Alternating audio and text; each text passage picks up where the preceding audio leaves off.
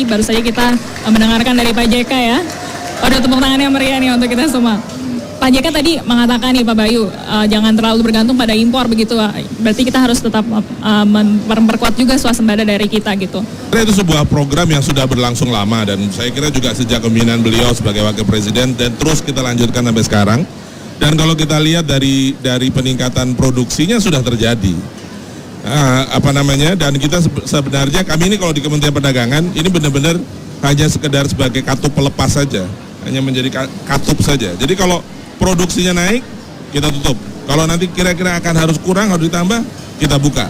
Hanya seperti itu saja dan tidak ada niatan sedikit pun untuk impor. Tetapi yang juga harus diingat, 50% lebih dari sumber pertumbuhan ekonomi kita itu datang dari konsumsi. Konsumenlah motor penggerak saat ini masih.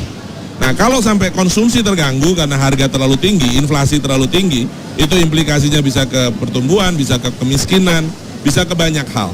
Jadi ini juga harus kita jaga. Kepentingan dan insentif untuk produksi kita dorong, konsumennya kita jaga. Jadi impor itu menjadi sebuah mekanisme untuk mengambil langkah-langkah yang tadi saya setuju, jangka pendek. Dan kalau kita lihat dari jumlah yang diimpor, daging saja misalnya, itu tidak lebih dari 15% dari total konsumsi kita. Beras sangat kecil, itu hampir 1% pun tidak. Cabai apalagi. Jadi saya pikir langkah itu dilakukan pada saat memang diperlukan.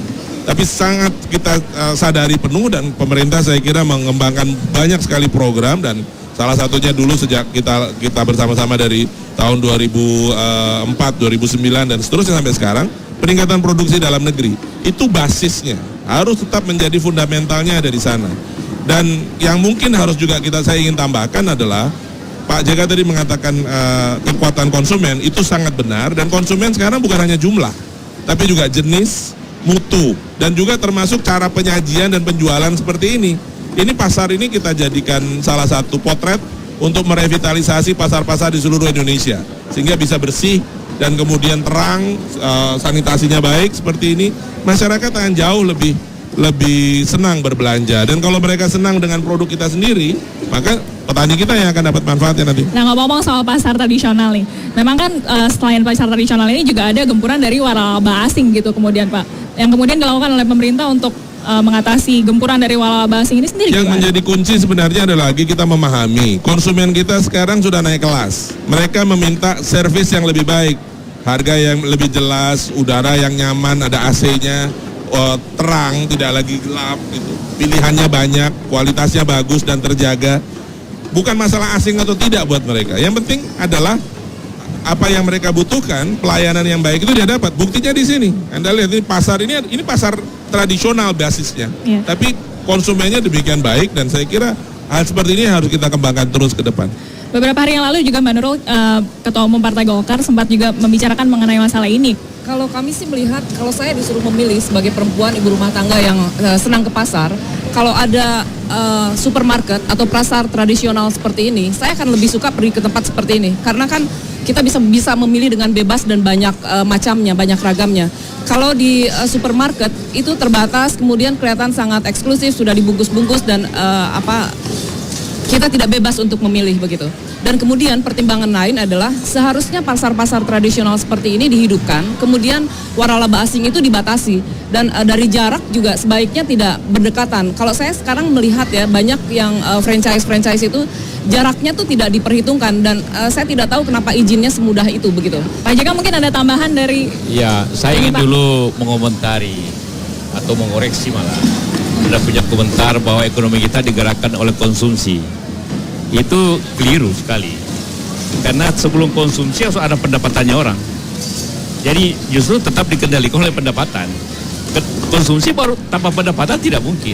Artinya, karena itu kalau hanya konsumsi diandalkan, bisa-bisa pemerintah berpikir kita impor aja supaya konsumsi jalan. Dia mau beli apa itu impor itu tanpa pendapatan. Jadi karena itu yang paling pokok produktivitas naik, akan konsumsi naik.